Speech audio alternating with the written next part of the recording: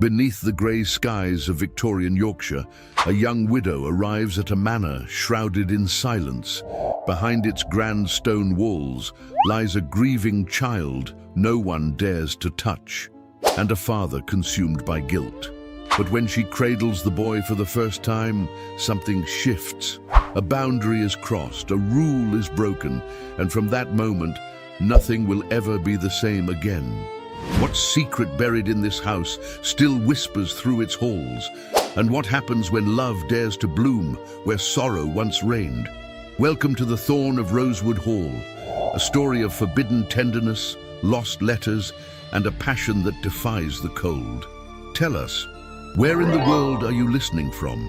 And what is it about period romances that captures your heart? Yorkshire, England. The year is 1862. The rain had stopped, but the sky remained heavy, as if mourning with the great stone house perched at the edge of the moors. Rosewood Hall, once whispered about in society for its beauty and brilliance, now loomed before Annalise Doyle like a mausoleum of forgotten joy. Its ivy-choked walls bore the stains of winters past, and the iron gate groaned in protest as the carriage rolled through. Inside, the air was thick with silence, the kind that clings to the skin and settles in the bones.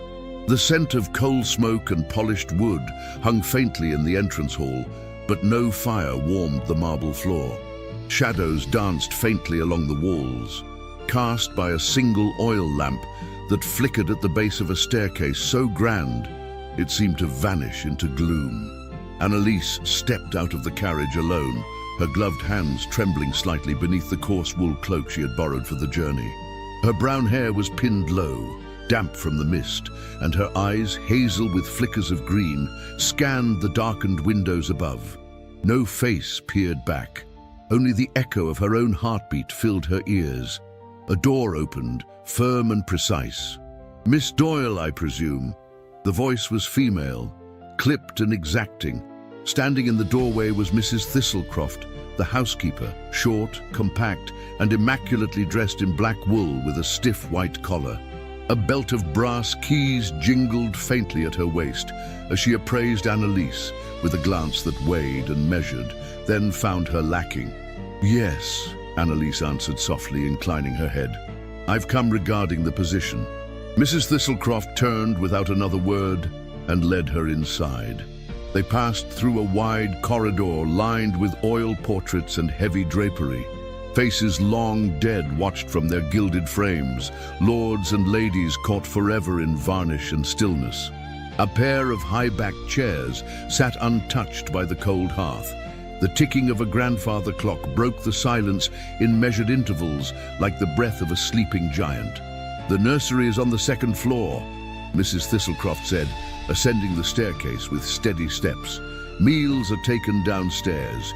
You will speak only when spoken to. You will not venture into the West Wing, and under no circumstance are you to touch the child." Annalise paused mid-step. "I beg your pardon?" The housekeeper turned to face her, a faint flicker of something warning, perhaps, passing across her pale face. "You are here to maintain order, not affection," she said. "The boy is delicate. He does not take kindly to unfamiliar hands." A beat of silence passed between them. The house itself seemed to exhale. "I understand," Annalise replied, though something in her chest ached at the thought. The nursery was cold. A small fire had been lit, but it crackled feebly in the grate. Toys sat untouched on high shelves. A cradle carved of dark wood stood in the corner beneath lace-draped curtains that fluttered slightly, though the window was closed. But the room was empty. "You will find your duties listed by the hour," Mrs. Thistlecroft said, placing a folded paper on a small table. "If you have questions, you may direct them to Maggie, the scullery girl. She's young, but she knows her place." With that, she departed, her steps fading like retreating cannon fire down the hall. Annalise removed her gloves slowly, looking around the room. Everything was in perfect order, too perfect, as if no child had ever truly lived here. She touched the edge of the cradle, then quickly withdrew her hand. Later that night, she found her modest quarters tucked beneath the eaves. The wind howled outside, and the candle on her bedside table flickered like a soul trying to speak. Sleep came slowly, and when it did, it was restless. Then came the sound, a cry, soft, distant, like a bird caught in a storm. Annalise sat up, heart pounding. She held her breath, listening. Another cry, higher this time, fragile, repeating. She rose, wrapped her shawl around her shoulders, and stepped into the corridor. The hall was cloaked in darkness, only the faintest moonlight slipping through the arched windows. The sound was coming from the nursery, but when she reached the door, she found it already closed. From within, the crying continued. No footsteps stirred, no nursemaid answered, no voice comforted the child. Annalise pressed her hand gently to the door. She did not open it, not yet, but something stirred within her, a quiet, familiar ache she thought she had buried with her past. She turned away, returning to her room with tears stinging the corners of her eyes, not knowing why. Behind her, in the dark, the house exhaled again. Something had changed, and though none could say it yet, the silence was listening. The morning unfolded like a breath caught between memory and dread. Rosewood Hall did not awaken so much as endure the passing of time, its corridors unmoved by the gentle chime of the drawing-room clock. Fog drifted outside the windows, thick and reluctant to lift, as if shielding the house from the brightness of the world beyond. Annalise Doyle crossed the threshold of the nursery just past the hour of 9. Her apron was freshly pressed, her sleeves cuffed with precision, but her heart beat an uncertain rhythm beneath the modest bodice of her cotton dress. She moved quietly, her steps muffled by the thick woven rug that stretched across the nursery floor like a faded tapestry of an era that no longer existed. The fire had not been lit that morning. The chill in the air was sharp enough to draw a tremble from her skin, and her breath lingered for a moment in the pale light streaming through the tall window panes. The silence was profound, thicker than it had been the day before, and it seemed to press against the walls like a ghost refused release. Then she saw him. He sat beneath the window, not quite in shadow, not quite in light. A small figure dressed in cream wool, fine and delicately embroidered, seated with his legs folded and his arms cradling a wooden horse whose paint had long since faded. His head was bowed. His hair, ash blonde and unruly, curled at the nape of his neck. His bare feet peeked from beneath the hem of his gown, still and pale as porcelain. Elias Harrow, the child the house would not touch. He did not look up as Annalise entered, nor did he move when she drew closer. He remained silent, breathing softly, his eyes fixed on the wall, as though listening to something only he could hear. Annalise paused a few paces away, unsure of the rules of this strange communion. She had been warned. They all had. And yet, in the tender quiet of that room, something deeper than instruction called to her. She lowered herself slowly, settling onto her knees so they might meet at eye level. "Good morning," she said gently, her voice barely above a whisper. The boy blinked slowly. His gaze turned toward her, steady and solemn. There was no fear in his eyes, only a depth of sadness far too great for a child of 2. "I'm Annalise," she continued, offering a soft smile. "I'll be looking after you." No answer came. He clutched the wooden horse a little tighter, but his gaze did not waver. In that gaze she saw something unspoken, an aching familiarity. It was the look of one who had known silence for too long. A moment passed, another, and then, with the same delicacy with which one touches a wound, Annalise reached out her hand and placed it gently on the floor between them. Not touching, not pushing, simply offering. Elias looked at her hand, then at her, and then, without ceremony or resistance, he rose with surprising grace and walked to her. His small body leaned against her chest, curling into her lap, as though it had always known the shape of that embrace. Annalise froze. He was warm, so very small. His breath brushed her collarbone. His fingers clutched the fabric of her dress, not in fear, but in a silent plea.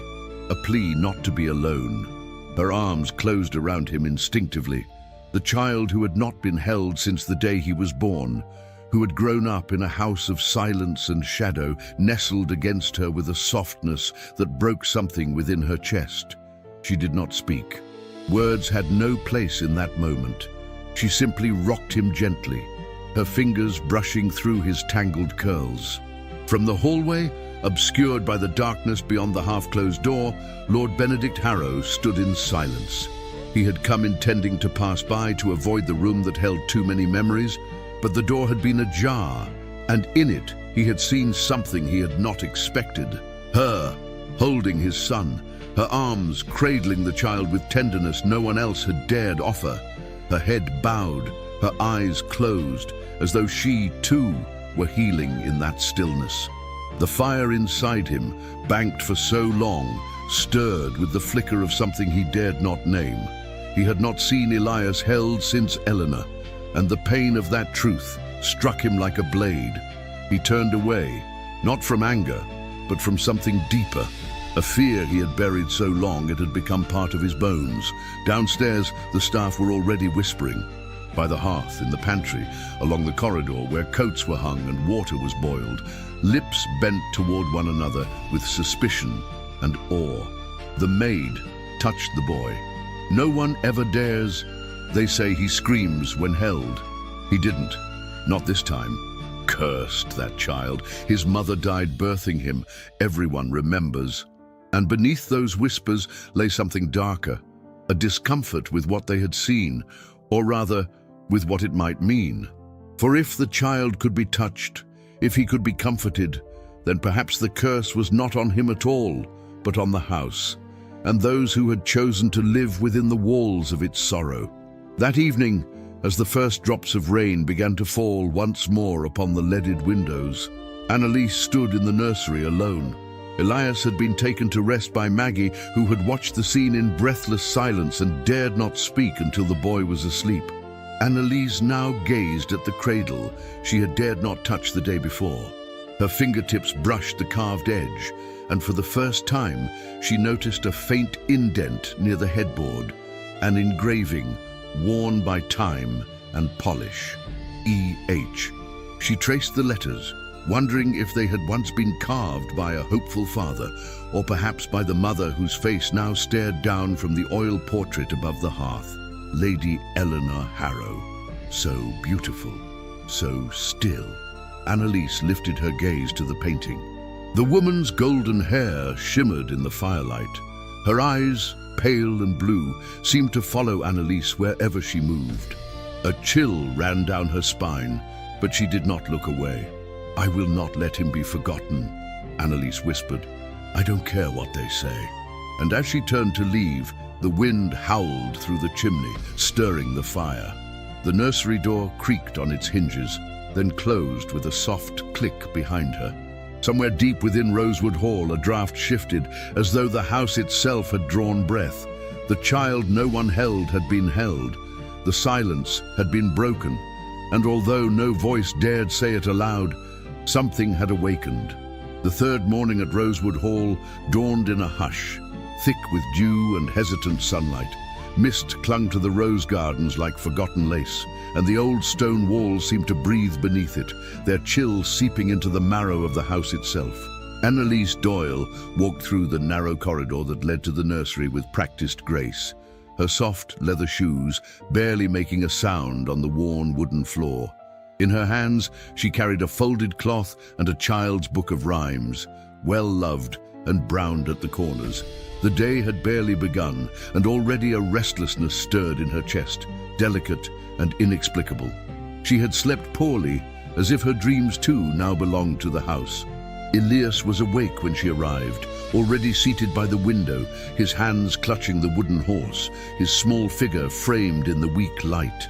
He looked up as she entered, his eyes meeting hers without hesitation. That gaze, so deep, so ancient in its quietude, was no longer foreign. It pulled at something within her, something that had long been buried. "Good morning, my darling," she whispered, kneeling beside him. "Shall we read together?" The boy said nothing, but he reached for her hand, and that, she had come to understand, was answer enough. She read to him until the shadows shifted on the nursery floor, and the bells rang out from the tower across the east garden. It was then that she began to hum, not a song of her childhood, but something simpler, improvised and warm. A lullaby with no name, soft, round notes that floated like petals on a stream. To her astonishment, Elias hummed back, faint, uncertain, but in tune. His eyes closed for a moment, his shoulders relaxed, and that was how Lord Benedict Harrow found them. He stood at the edge of the open nursery door, silent, his figure half shrouded in shadow. He had not intended to stop. He never did. But the sound, that gentle voice, that melody so foreign to the halls of his home, had rooted him in place. The sight before him was almost unbearable. Elias, his son, leaning into the lap of a woman not of his class, not of his world, and yet holding the boy as though she had been born to do so. Benedict's expression was unreadable, carved from restraint, but his eyes betrayed him. They lingered too long on the gentle curve of Annelise's hand as it passed over the boy's hair, on the angle of her shoulders as she bent protectively over the child. There was no fear in her, no calculation, only presence. He stepped forward. His voice, low and even, broke the moment like glass underfoot. "You sing to him." Annelise turned, startled but composed. She rose slowly, lifting Elias in her arms before setting him down to play near the hearth. "I do," she said softly, smoothing the front of her dress. "He listens." Benedict's gaze moved from her face to the boy, and then back again. "He was born into silence," he said, more to himself than to her. "I didn't know how to break it."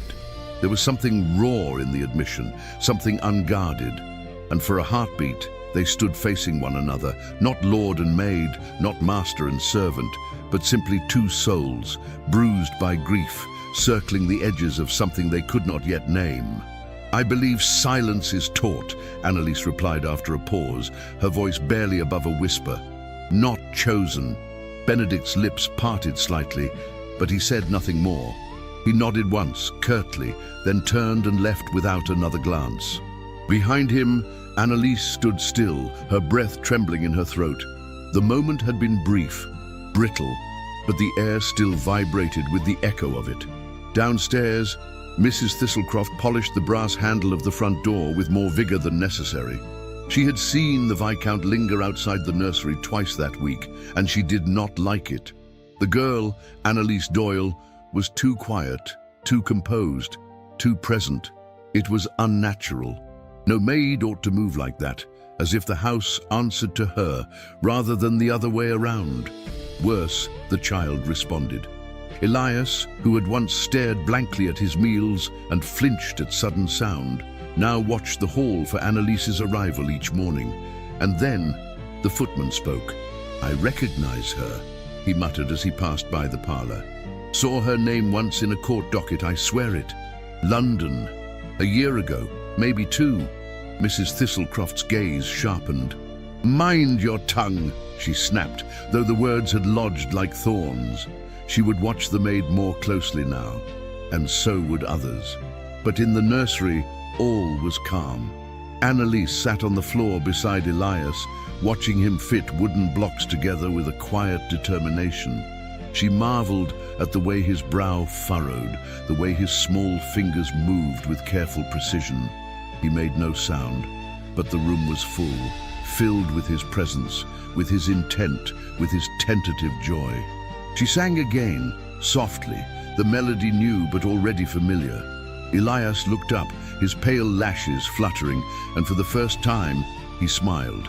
Small, fleeting, but real. And just as her heart swelled, the door creaked open again. Only this time it was Maggie, the scullery maid, breathless and flushed.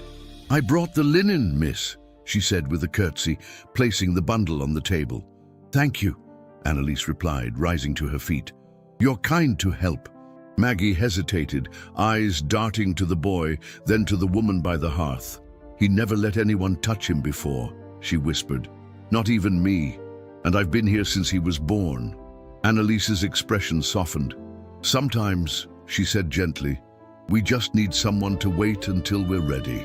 As the day folded into afternoon and light began to fall in slants across the nursery floor, Lord Benedict stood in the library, unmoving, staring into the embers of a dying fire. His hands were clasped behind his back, his shoulders tight with tension. He had heard the rumors, the footman's murmurs, the whispers in the servant halls. Annalise Doyle, the widow. Her name had floated once through the courtrooms of London like smoke, associated not with scandal, but with sorrow. A man gone bankrupt, a death, a trial with no resolution. He knew he should keep his distance, and yet he had never seen his son reach for anyone, never heard laughter in that room, never heard a lullaby echo through those halls, and now he had. He closed his eyes just for a moment. Outside, the wind stirred the branches of the old yew tree. A rose petal, long dead, tumbled from its stem and landed on the sill. The nursery had awakened, and so had something else, something far more dangerous, something he no longer knew how to silence. It began with laughter, not loud, not wild, but small and wondrous, like the first tremble of music in a long-forgotten ballroom. It came in the stillness of mid-morning, when the sun was trying to part the grey clouds over Yorkshire, and a shy warmth crept through the tall windows of the nursery. Annalise Doyle turned her head slowly, almost not believing what she had heard. But there it was again, delicate, breathy, joyful. Elias was laughing. He sat among a scatter of wooden blocks, his cheeks flushed from excitement, his hands raised toward the fluttering of a moth that had wandered in from the open window. The sound, so pure, so wholly unburdened, filled the room like light breaking through stained glass. Annalise felt her breath catch. She had never heard it before, and from the look in Maggie's wide eyes as she stood frozen near the linen basket, neither had she.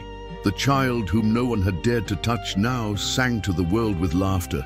Elias turned toward Annalise, his smile sudden and rare, and in a single movement he rose to his feet and stumbled toward her. He fell into her arms with a weight that was more than his small frame. It was the weight of silence shattered, of trust freely given. She wrapped her arms around him, pressing her cheek to the crown of his head, and in that moment, the entire house seemed to exhale. The days that followed rippled with quiet changes. The nursery filled with color. Drawings appeared on scraps of paper, toys were scattered rather than stored, and the fire, once only a faint glimmer in the hearth, now burned strong and steady.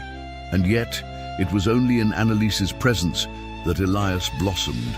When others entered, he grew still again. When Mrs. Thistlecroft tried to coax him with a sugared biscuit, he turned his face to the wall. When Maggie read aloud from a worn book of nursery tales, he listened politely, but his fingers would reach for Annalise's hand, as if anchoring himself in her presence. Even with his father, Elias remained distant, until one afternoon when the boy did something no one expected. It had rained heavily all morning. The air hung thick with the scent of earth and soot, and Annalise had taken Elias to the small cushioned alcove by the window. Together, they watched the droplets race down the glass in crooked lines. When Benedict entered, quiet as always, his tall figure casting a long shadow, Elias looked up and, slowly, extended his hand. The Viscount paused mid-step. Surprise flickered across his sharp features, and then, carefully, reverently, he reached forward and accepted the child's touch. Their fingers met. The boy did not flinch. He did not withdraw. And though the moment lasted but a heartbeat, it changed something in Benedict Harrow. He looked at Annalise then, not as a servant, not as a stranger, but as the woman who had taught his son to live. That evening, as the house settled into its usual hush, and the staff whispered in corners about the shifting air inside Rosewood Hall, Annalise remained behind in the nursery. She had decided to clean the upper cabinets, areas neglected for too long. Balancing herself on the small footstool, she reached to the highest shelf, her hand brushing away a layer of fine dust that clung like memory. Behind a stack of unused linens, Her fingers touched something firm, an envelope. It was thick, sealed with a wax crest faded from time. On the front, in delicate ink, was written a name that stopped her breath. Lady Eleanor Harrow. She held it for a long moment, her heart thudding. The paper bore the scent of age, but also of lavender, faint, wistful. The seal remained unbroken. It had never been read. Tucked away, perhaps deliberately hidden. Annalise brought it to her chest, torn between reverence and curiosity. She did not open it. Not yet. Outside, the wind had begun to rise. The storm came quickly, as it always did across the moors, thunder rolling in like a distant cavalry. By dusk, the rain lashed the windows, and lightning cracked through the sky with eerie precision. The house moaned beneath it. Elias had been tucked into his cradle hours before, but the thunder woke him. His cry, sharp and panicked, pierced the dark. Annalise rushed from her quarters, nearly colliding with Maggie in the hall. But as the girl stepped back, trembling, Annalise pressed forward, drawn by instinct. She found Elias standing in the center of the nursery, barefoot and terrified, his arms raised as if warding off the storm. The wind rattled the panes, and the fire in the hearth had dimmed to a mere glow.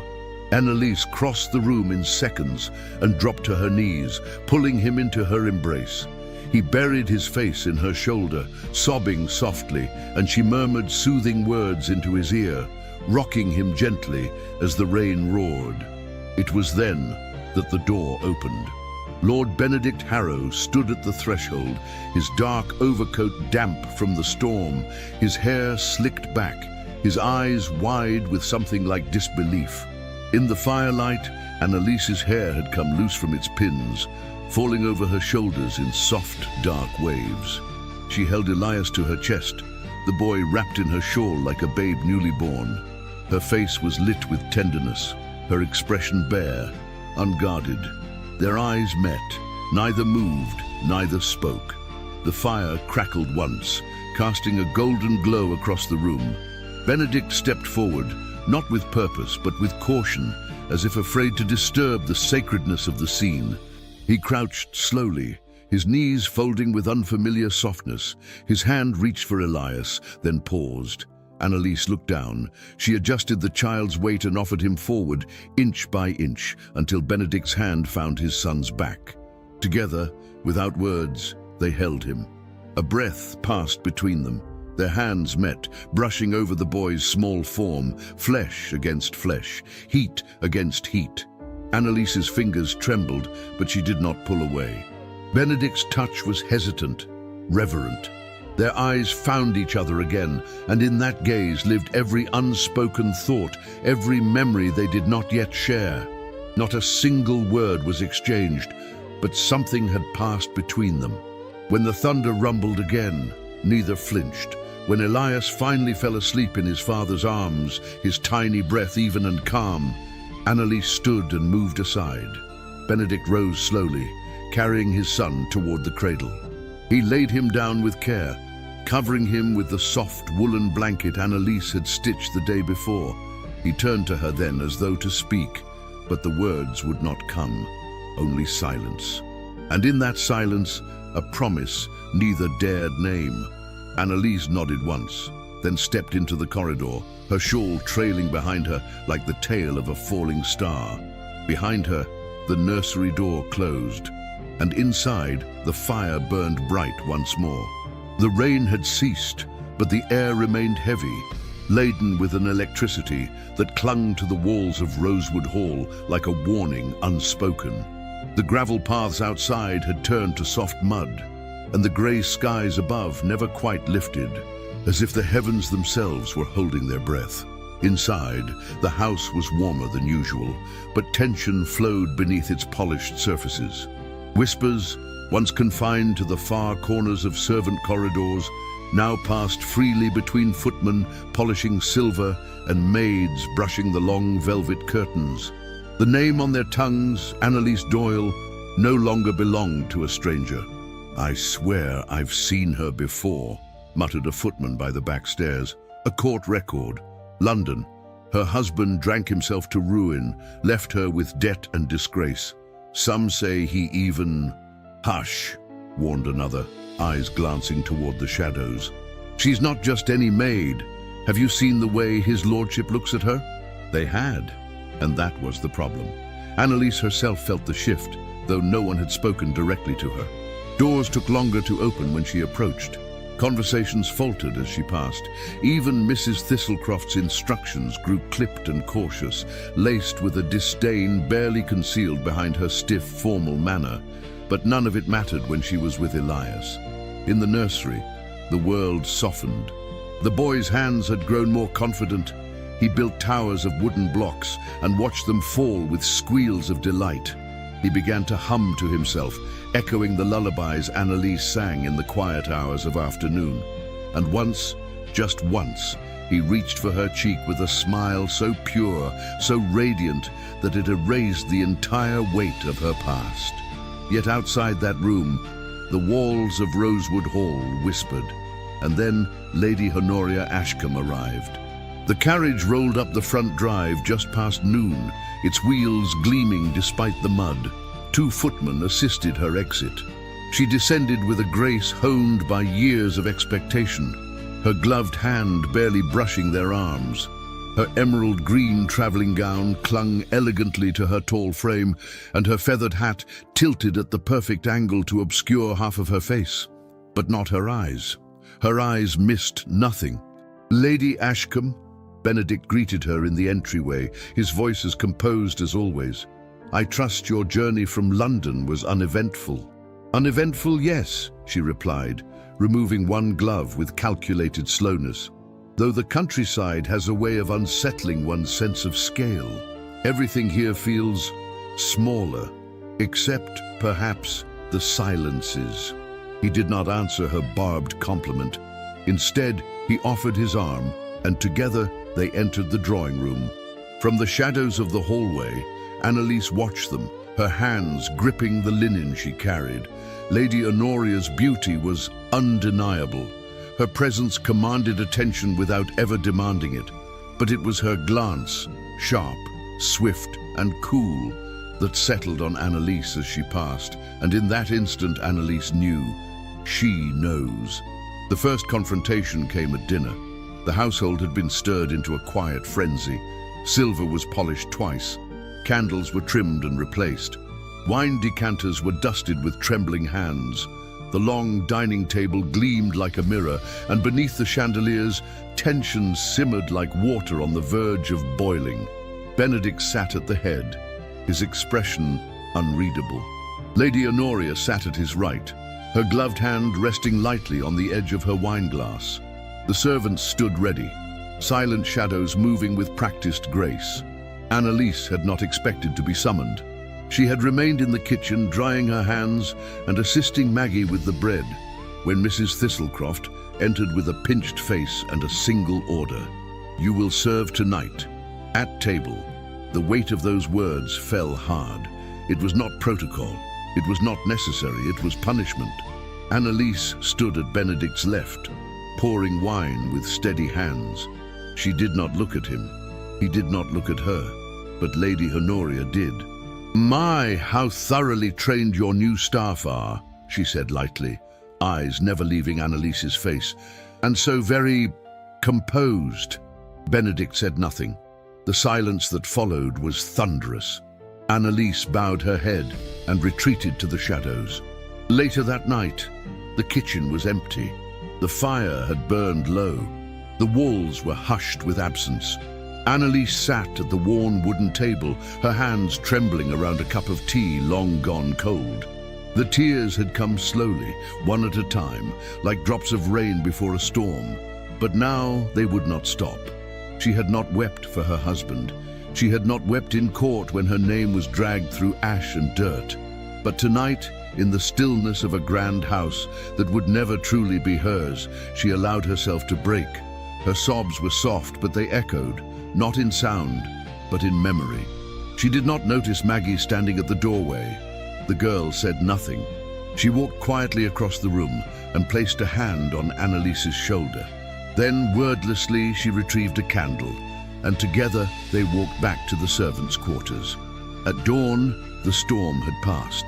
The air was crisp, the sky washed clean by the night's rain. Sunlight crept timidly across the east-facing windows. When Annalise entered the nursery, she paused at the threshold. On the sill, resting above the cradle, lay a single white rose. Fresh, fragrant, unmistakable. There was no note, no explanation, but she knew. Her fingers trembled as she touched its stem, and something in her chest, tightened the night before, softened with warmth she dared not name. Later that morning, while Elias played with a small wooden horse by the hearth, Annalise removed the envelope she had hidden in the bottom of her trunk. Lady Eleanor Harrow. The name stared back at her. She had not opened it. She still could not. But her hands shook as she laid it on the windowsill. Maggie entered a moment later with a bundle of fresh towels. She hesitated when she saw the envelope, then closed the door behind her. "I can read, miss," she said softly. "I've been teaching myself. Letters. I could help you, if you wanted." Annalise looked up, startled. Their eyes met. She nodded slowly. "Thank you, Maggie." And so the first page turned. Not yet read, but acknowledged. Outside, the wind stirred the trees, and the air smelled of damp roses. Inside, secrets shifted just beneath the surface, waiting, watching, and the house held its breath once more. The winds howled across the moors with the bitter cry of something ancient and unforgotten. Rosewood Hall stood still, its stone bones bracing against the cold breath of early dusk. The skies were low, heavy with a grey so deep it seemed to press against the windows like a weight of sorrow. The house had grown quieter these past days, quieter in that eerie way that did not bring peace, but a hush before a storm. Annalise Doyle felt it too. There was a restlessness in the walls, a tension in every step of the floorboards, in every shift of the wind. Something unseen lingered in the corners, something left unsaid. She had spent the morning sorting the nursery shelves, pretending not to hear the voices that still whispered beyond her reach. Maggie had continued to help her, eyes wide and loyal. A candle lit beside them as they returned night after night to the letter that still remained unopened. The envelope marked Lady Eleanor Harrow rested now beneath a folded blanket inside Annalise's trunk, untouched but no longer hidden. It was during the late hours of that cold afternoon, while reorganizing the nursery wardrobe, that Annalise discovered something else. She had pulled back a stack of embroidered shawls, the ones with lace so delicate it might crumble beneath careless fingers. A small draft touched her cheek, though the window was shut. Her hand froze. The air was colder there, just at the back of the wardrobe. She pushed aside the linens, and her knuckles knocked against something soft yet hollow. Wood, but not solid. A panel. She pressed both hands against the grain, fingers tracing the seams where the panel met the frame. With a hesitant breath, she applied pressure, and the board gave a gentle groan. It shifted outward, loose. Behind it, in the space between the wall and the wardrobe's back panel, was a bundle wrapped in faded muslin. Her hands trembled as she pulled it free, heart thudding against her ribs like the distant gallop of hooves. She unwrapped the cloth slowly. A book, worn leather, softened by time, the edges stained by fingerprints long forgotten. A ribbon marked the center. And on the inside cover, in elegant slanted script, property of Lady Eleanor Harrow. The air seemed to still around her. For a long moment, Annalise sat in the hush, the book in her lap, the house watching. Then, with reverent care, she opened to the first page. The entries were not dated, but they followed the seasons. There were sketches in the margins, tiny roses, clouds, a child's rattle, a bird with its wings half open. I thought marriage would bring companionship. What I found was something much quieter, a house that breathes but does not speak, a man who watches but does not see. Annalise read on, eyes wide, breath caught in her throat. The journal did not speak of love. It spoke of loneliness, of cold halls and empty arms, of days that bled into nights with no joy to mark the difference. He does not mean to be cruel. He simply does not know how to be kind. I feel the tonic dulling me again. Dr. Wexley insists it is for my nerves. But I cannot think after I take it. I cannot dream. My hands shake when I write. What will happen if I stop? If I say no? I miss the sound of my own laughter. Annalise pressed her fingers to her lips, her heart aching with each word. The entries became more disjointed as the journal progressed. The handwriting grew uneven. The final pages were blotched with tears, or perhaps ink spilled by a trembling hand.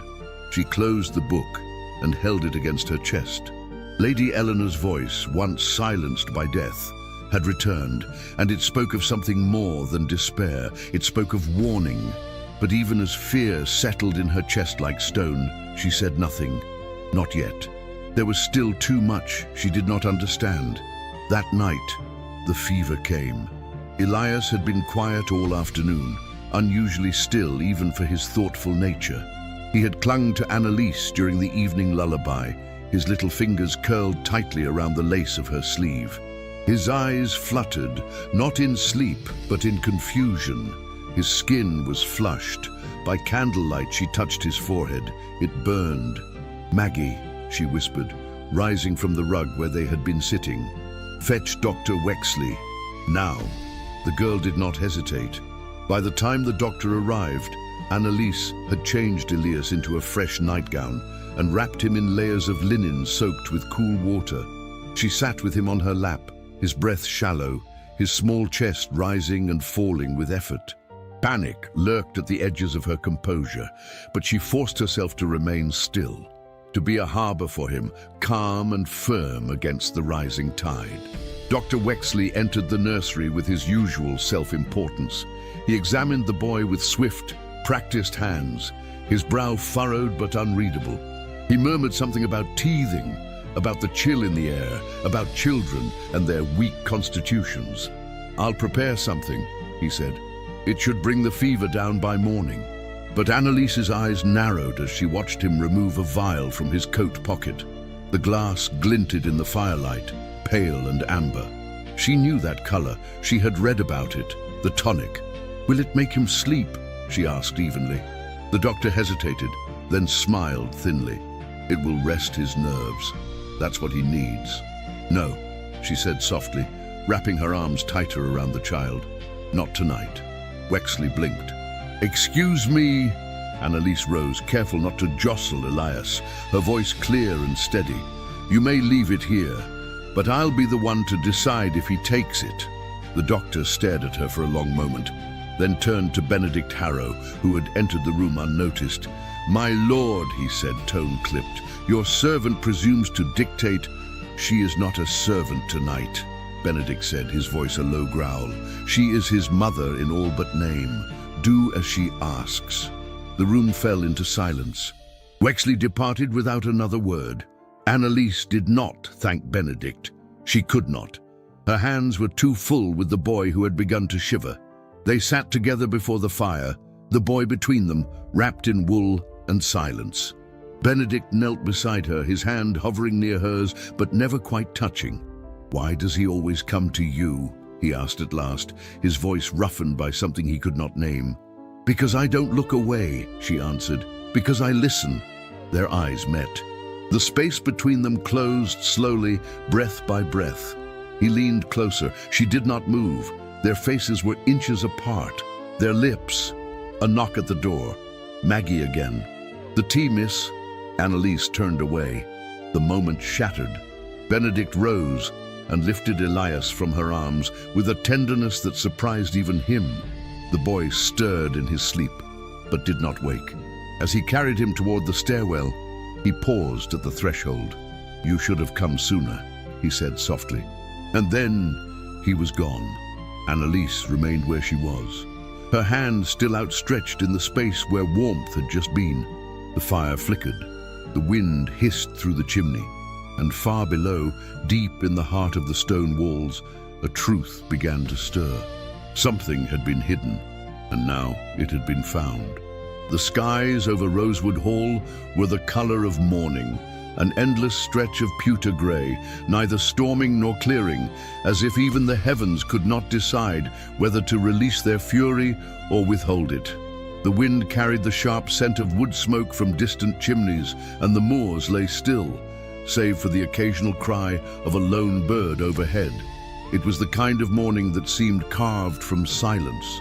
Inside the manor, the atmosphere had changed.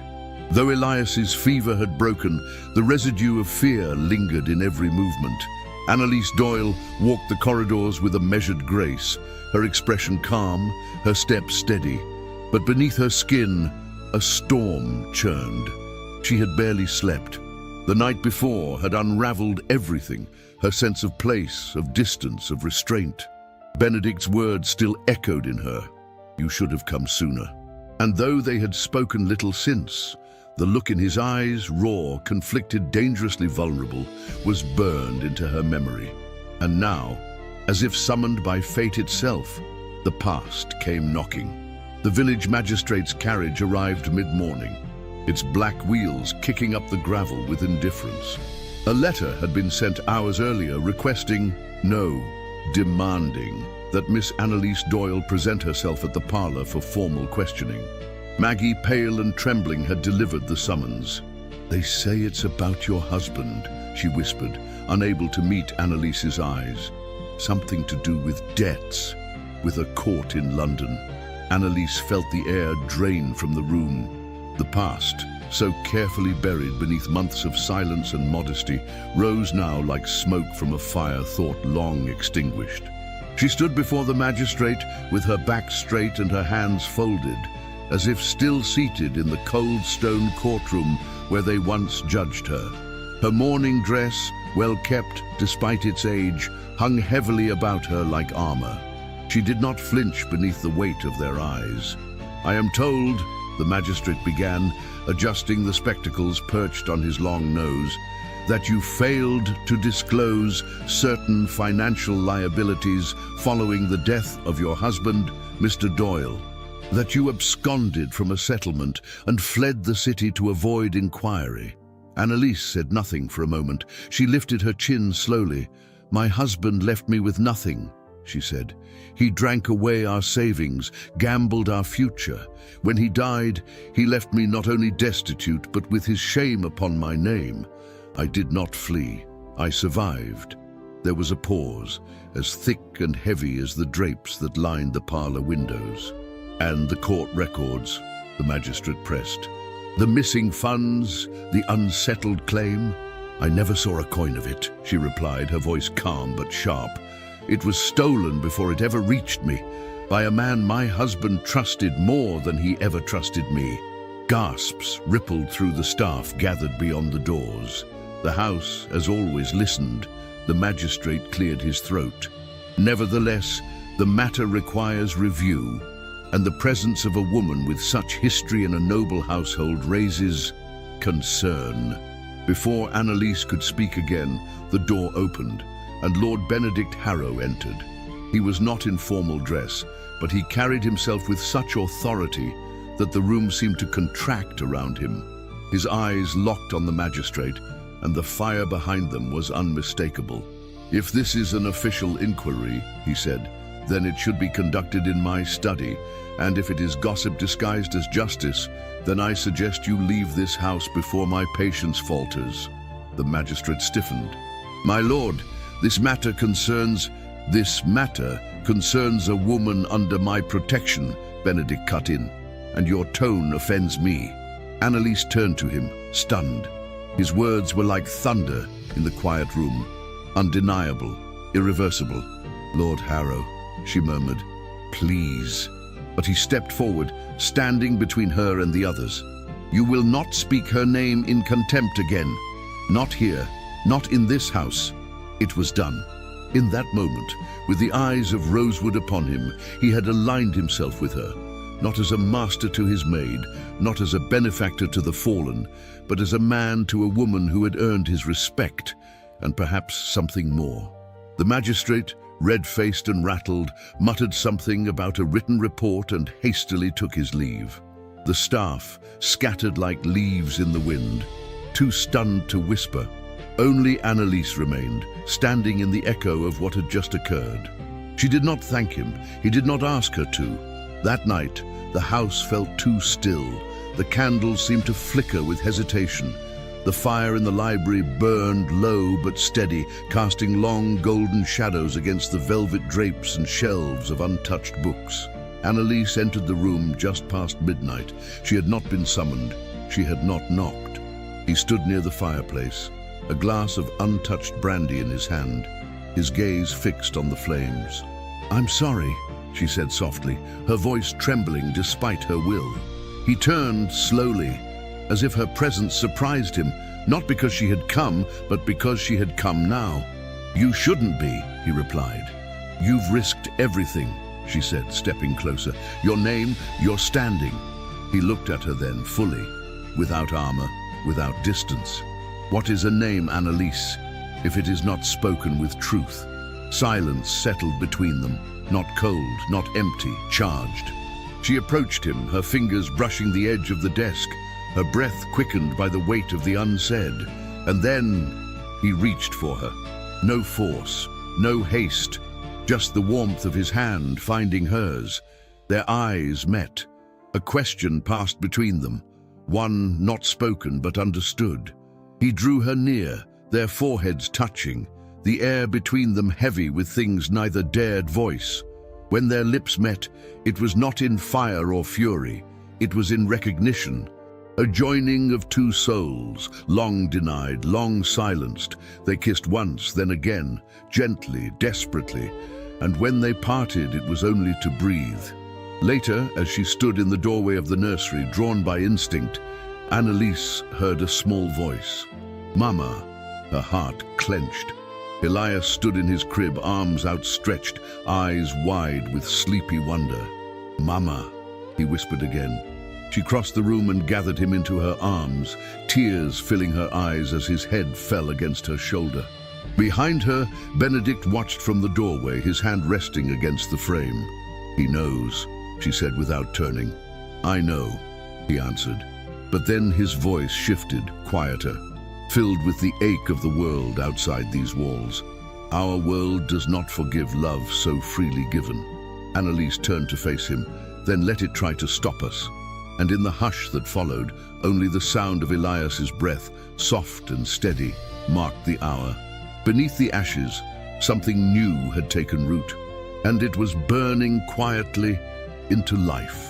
The days following the magistrate's visit unfurled like pages written in invisible ink, silent, tense, and full of meaning that revealed itself only in moments of stillness. Though Rosewood Hall continued to function with mechanical elegance, something had shifted beneath its surface. A thread had been pulled loose, and now the tapestry strained to hold. Annalise walked the halls with a different weight in her step, her shoulders straighter, her eyes distant. The tenderness of that night in the library still clung to her like the scent of candle wax on her skin, but the warmth had cooled into a question, not of him, of her, Lady Eleanor. The name lingered between the walls, in every portrait, in every unopened door. Her presence, elegant, tragic, and unspoken, hovered like mist that refused to lift. And now the pages of her hidden journal waited once more. Annalise had not dared to return to it until now. But that morning, with the fire lit low, and Elias still asleep in his cradle, she opened the final entries with a steadying breath and trembling fingers. "The tonic dulls my limbs now. I cannot lift a pen without effort. I forget names. I forget days. I think he knows something is wrong, but he says nothing. He leaves the room when I speak. Dr. Wexley says I must take it for the sake of the child, but the more I take, the less I feel, the less I remember. I am losing pieces of myself. I fear one day I will lose them all. I hear my own voice in the nursery, so distant, so unlike mine. Is this what it means to die slowly?" Annalise swallowed the lump in her throat and reached for the sealed letter hidden between the pages of a children's book in the nursery drawer. The paper was yellowed, the wax seal broken by time. She had read it once before with Maggie whispering beside her, but now she read it alone, and the words cut deeper. My dearest, if you are reading this, it is because I have failed to speak the truth aloud. Perhaps I feared you would not believe me, or perhaps I feared you would. Dr. Wexley says I'm fragile, but I am not. I am frightened. There is a difference. The tonic you insist upon has become my prison. It quiets me, yes, but it steals me from myself. And I fear, more than death, I fear that one day I will not remember our son's name. Do not let him grow up in this silence. Do not let him inherit my absence. Forgive me, if you can. Love me, if you still do. Eleanor Annalise closed the letter slowly, tears welling in her eyes. Eleanor's voice, so delicate and lucid in that final plea, echoed through her ribs like a bell struck in grief. The truth was clear now. Eleanor had not died in tranquility. She had been erased, inch by inch, by a poison given under the guise of care. And Benedict, he had not stopped it. Whether by ignorance or by willful blindness, he had failed to see the woman he loved drowning. And now Elias, their son, had been almost given the same thing. Annalise stood abruptly. Her chest burned. Her steps were swift, precise, unyielding. She found him in the east gallery, staring out the tall arched windows, hands clasped behind his back. The winter light bathed his face in cold silver. He turned as she approached. He saw her expression before she spoke. "You knew," she said, her voice low, steady, trembling beneath the surface. "You must have known something was wrong. The way she looked at you, the way she stopped writing, the way her hands shook." Benedict's brow furrowed. "Annalise, she begged you," she went on, pressing the letter into his hands. "She begged you in words she never dared to speak aloud. She trusted you to protect her, and you let her fade away." He opened the letter. As he read, the blood drained from his face. The silence that followed was long. His hands trembled. "I never saw this," he said finally, his voice hollow. She left it for you," Annalise said, eyes shining. "She hid it because she was afraid, and she had every reason to be." He looked up at her, stricken. "She said she was frightened," she whispered. "Not fragile, frightened." Benedict staggered back a step, as if the weight of those words crushed the air from his lungs. He turned from her, walking toward the fireplace, his hand pressed against the mantel as if for balance. "I thought I was helping her," he said. "Wexley told me she needed peace, that she was too anxious, too restless. I thought, God help me, I thought I was saving her. But you weren't," Annalise said gently. "You were silencing her." His eyes met hers again, and in them was a grief too deep for language. "I loved her," he said. "I loved her, and I didn't see her slipping away." Annalise stepped closer, her voice softening but firm. "Then do not let him do the same to your son." Later that day, Dr. Wexley arrived under the pretense of checking Elias's recovery. He entered the hall with his usual self-satisfied gait, coat freshly pressed, eyes cool behind his spectacles. He did not expect to find Lord Benedict Harrow waiting for him in the front vestibule, hands folded, expression carved from ice. "You will not be needed any longer, Doctor," Benedict said quietly. Wexley blinked. "I beg your pardon?" "I said," Benedict repeated, his voice sharper now, "you will not be needed. You will not return to this house. Not today. Not ever." Wexley's smile faltered. "I believe there has been some misunderstanding. I've cared for your family for years. You trusted me." "I did," Benedict said, stepping forward. "And in return you drugged my wife. You silenced her. You watched her unravel and offered poison in the place of compassion." Wexley's face paled. "That is a dangerous accusation." Benedict's voice dropped to a cold whisper. "Leave this house. You drugged her. You will not poison my son." For a moment neither man moved. And then, without a word, Dr. Wexley turned and walked down the corridor, his footsteps hollow on the marble floor. The great oak door creaked open, letting in a gust of wind that scattered the firelight, and with it, he was gone. Justice had been done. Not loudly, not cruelly, but with finality. That evening, Annalise stood once more in the nursery. Elias slept peacefully beneath a quilt she had stitched by hand, his breath steady, his brow cool. The fire crackled softly. The shadows no longer felt threatening. Benedict entered silently, his posture weary, his face drawn. "I found the rest of her letters," he said, "locked in the drawer of her escritoire. I hadn't opened it since she passed." Annalise looked at him, waiting. "She wrote them for me," he said. "Every month, each one darker than the last. I never read a word. I told myself it was too soon, that grief had its own time." He met her gaze. "I was wrong." She walked toward him slowly. When she reached him, she placed her hand over his heart. "And now, I'm listening," he whispered. "For the first time, I'm listening." Outside, the wind had stilled. Inside, the silence was no longer empty. It was full of truths that had long gone unsaid, of wounds no longer hidden, of love that might one day begin again. And from the cradle, the child slept on, peacefully, without fever, without fear. At last, the ghosts of Rosewood Hall were beginning to rest. The frost arrived quietly.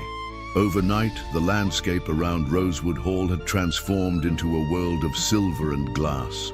The moors stretched white and brittle beneath a sky drained of color, and icicles hung from the stone balustrades like daggers forged from silence. Inside the manor, fires crackled in every hearth, but even flames seemed reluctant to challenge the cold. Annalise Doyle stood at the nursery window with Elias resting against her shoulder. He had not spoken that morning, only curled into her lap as if sensing something no one had yet named.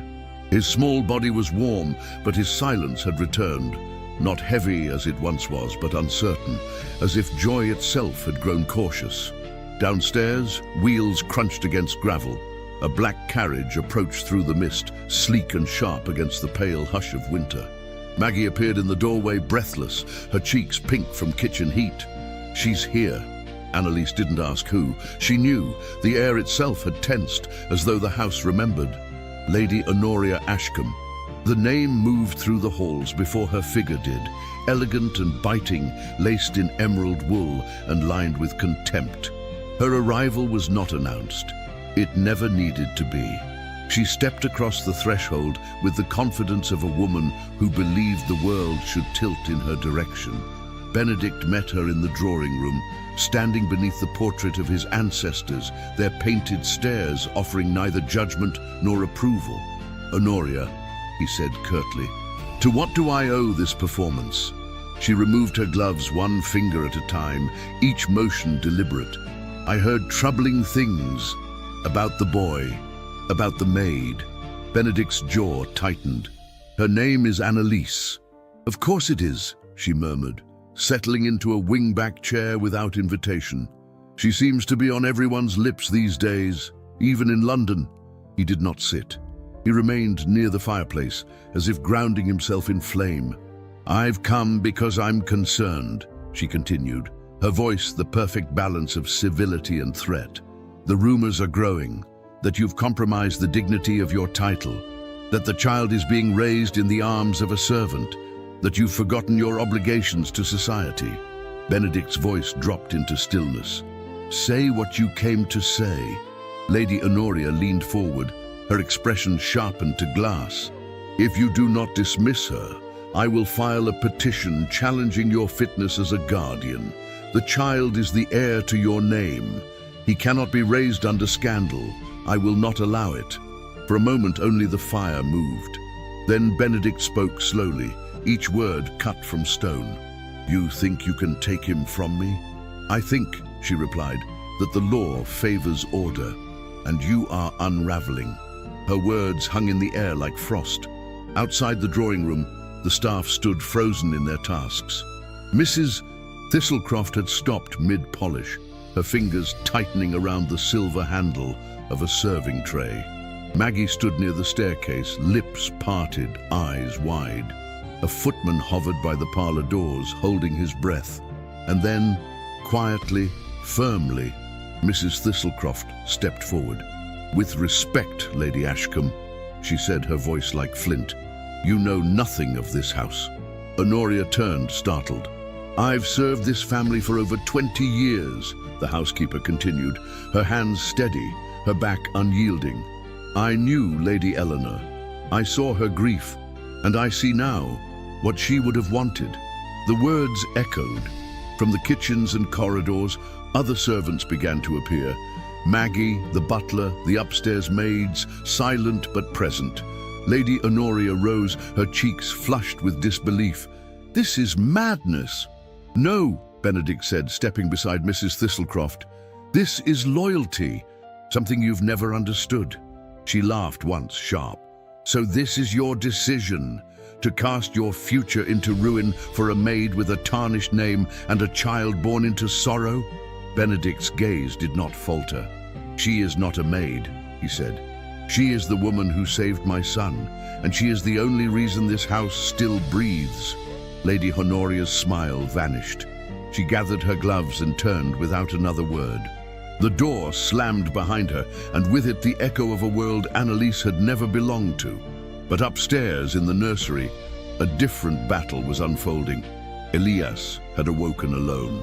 When Annalise returned, he was curled near the window, his forehead pressed to the icy pane. His lips were pale, his small hands trembling. She rushed to him, lifting him into her arms, her heart dropping at the heat radiating from his skin. "Maggie!" she called, her voice breaking. The girl ran. Annalise carried Elias to the hearth, wrapping him in blankets, cradling his head against her breast. His breaths were shallow, his lashes fluttering. "No, no, no, my darling," she whispered. "Stay with me. Stay." Benedict appeared seconds later, his face ashen. One look at the child in her arms, and he knelt, pressing his palm to Elias's brow. "What happened?" he asked. "I don't know," Annalise said, tears streaking down her cheeks.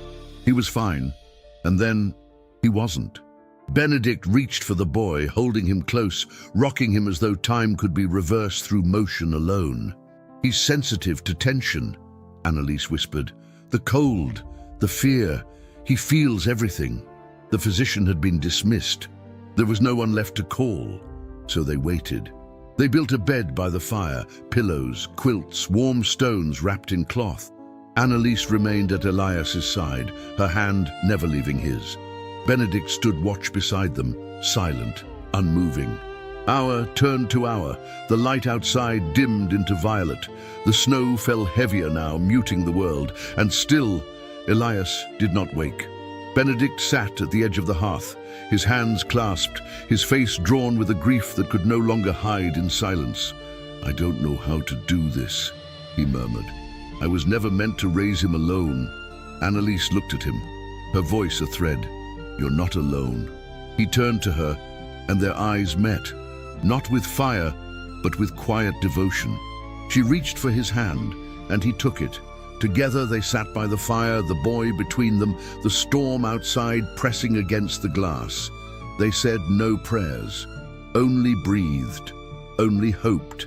And in the hush of that winter evening, the judgment passed over Rosewood Hall, not by law, not by society, but by love. And love, though quiet, held its ground.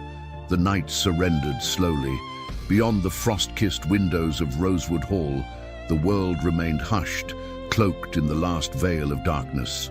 Snow blanketed the grounds like untouched linen, and the sky, once a flat expanse of steel, now hinted at the faintest promise of light.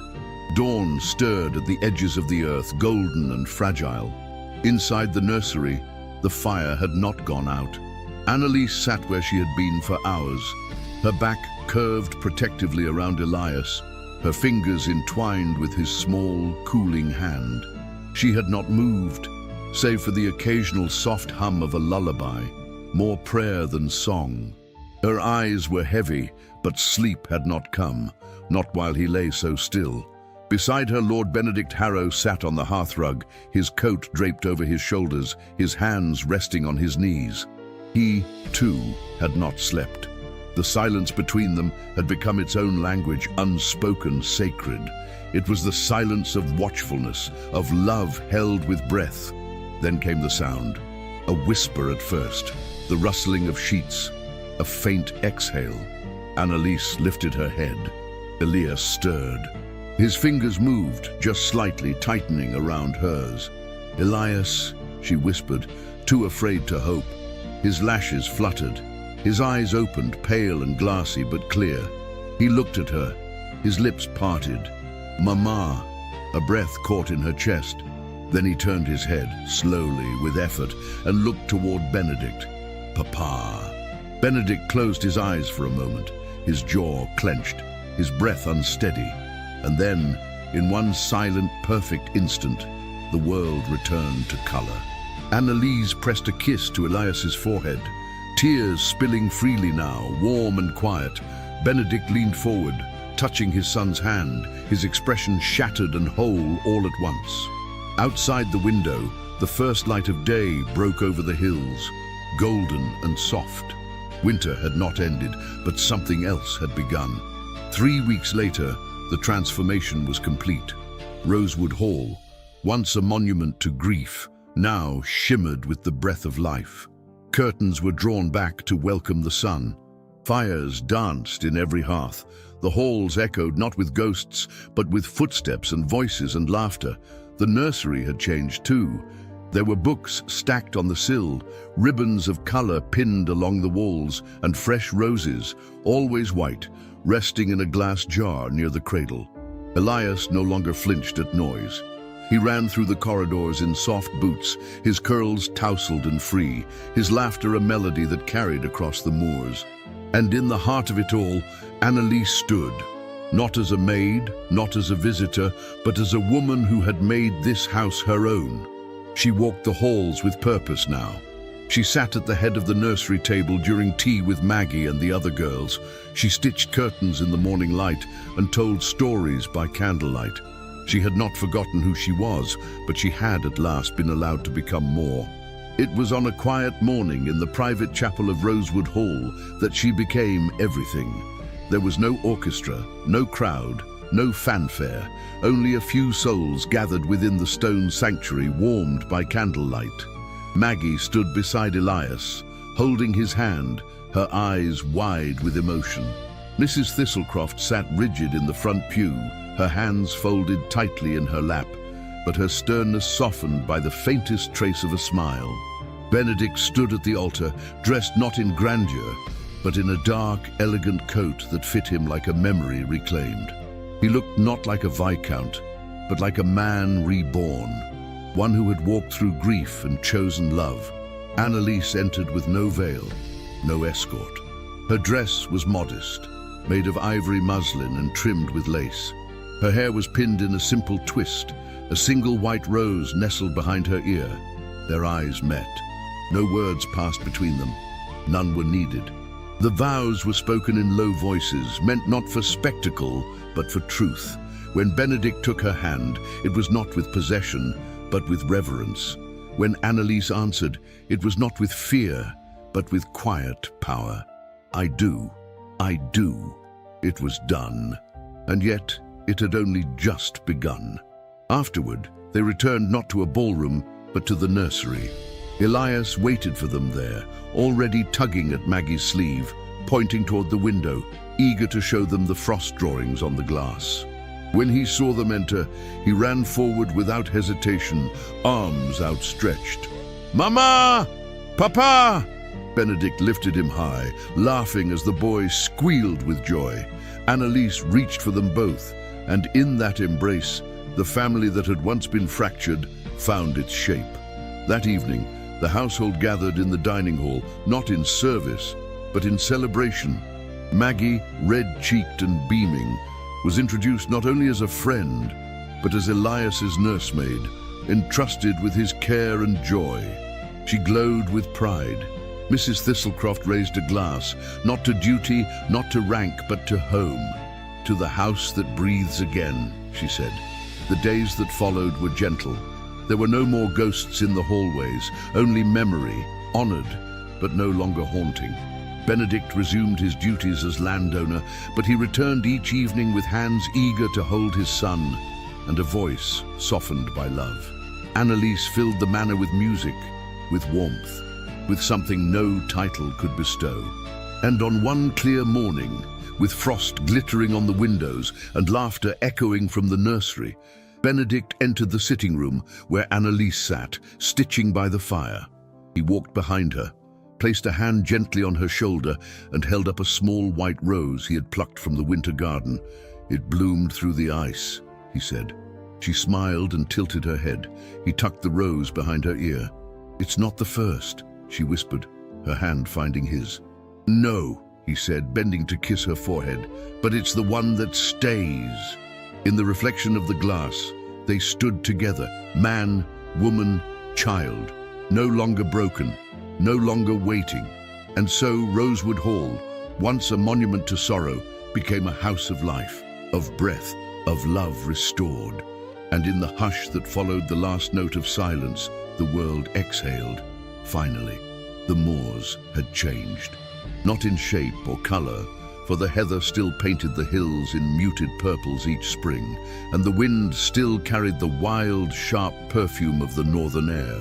But the silence had softened. The echo that once haunted Rosewood Hall had long since been replaced by laughter, music, and the steady rhythm of lives well lived. 8 winters had passed. The once ashen stone manor now bore ivy in deliberate symmetry, trimmed and healthy. Warm light spilled from its windows even on the gloomiest of days, and the villagers spoke of it not with superstition, but with affection. In the garden, beneath a bare-limbed tree that had somehow survived the great frost of '64, Annalise Harrow stood with a shawl draped around her shoulders, watching her children chase one another through the dry leaves. Yes, children. Elias was now 10, tall for his age, with the same ash-blonde hair and deep, knowing eyes, though they no longer held the weight of sorrow. He ran with freedom now, joy a natural language. Beside him were 2 younger girls, Isabel, 6, with wild curls and an iron will, and Marion, 3, who toddled more than ran, but did so with fierce determination. Their voices rang through the garden like bells, unrestrained and full of life. Annalise smiled, one hand resting on the slight swell of her stomach. Another child was on the way, unexpected, yes, but not unwelcomed. Life, it seemed, had not finished gifting her quiet miracles. From the terrace, Benedict watched her. His dark coat flapped gently in the wind, a book held in one hand, spectacles resting low on his nose. His hair had silvered at the temples, but his posture remained straight, his presence grounded. When their eyes met, he smiled. That smile, the one he had once buried beneath grief, now worn without shame. He walked down to her, kissed her brow, and offered his arm. "How is your heart?" he asked, not looking at the children but at her. "Full," she whispered. "And still mine?" "Always." The years had not been without struggle. There were days when fear returned in fragments, nights when Elias stirred from dreams he could not name, when Annalise found herself clutching Benedict's hand too tightly during storms. There were still whispers, though fewer with each passing year. Some doors in society never fully opened again, but they had ceased to care. Love, it turned out, did not require permission, only courage. Maggie, now 24, stood as nursemaid no longer, but as companion and stewardess of the nursery wing. She had grown into her own kind of authority, gentle, firm, and deeply trusted. The children adored her, and so did the villagers, who often sought her guidance more readily than the parish rector. Mrs. Thistlecroft, older now and slower in her step, still walked the halls with pride. Her keys no longer jangled with the same stiffness. Once a week, she took tea with Annalise in the library, and though she never admitted affection aloud, the look in her eyes when she watched the children was evidence enough. As for Lady Honoria Ashcombe, she had not returned to Rosewood. The cost of her bitterness had been high. Her name was whispered now with sympathy, not reverence. Her estate, long neglected, had passed to a distant cousin. There were rumors that she wrote letters often, though they were never sent. And Dr. Wexley, no one spoke of him. He was a shadow whose name no longer echoed in any corner of Rosewood Hall. Inside the nursery, A portrait hung above the mantel. Lady Eleanor Harrow, painted in her youth, with eyes the same pale blue as Elias's. But beneath it, in a small gold frame, was a letter, her last, framed not as a wound, but as a vow. Benedict had placed it there, and beneath it he had carved a single line into the wood. Do not let him grow up in this silence. And he hadn't. That afternoon, as the sun dipped low, the family gathered in the chapel. There was no service, only stillness. Annalise lit a candle and placed it before the altar, where white roses bloomed in ceramic vases, kept fresh by the warmth of the chapel's hearth. Elias sat beside her, now tall enough that his head met her shoulder. "Do you remember her?" he asked, looking at the portrait. "I didn't know her," Annalise replied gently. "But I remember the way she loved you. That kind of love leaves behind something." He nodded solemnly. "And do you love her?" he asked. She looked at him, her first son, her heart's beginning. "I do," she said, "because she brought you to me." That night, as wind curled once more around the tower spires and moonlight shimmered over the glass windows, Annalise stood before the nursery fireplace, her daughters asleep, Elias reading near the hearth. Benedict approached quietly and placed a fresh white rose in her hair. She turned to him, her eyes shining. "You always bring me back to the beginning," she whispered. He held her hand and answered, "Because the beginning is where we chose each other."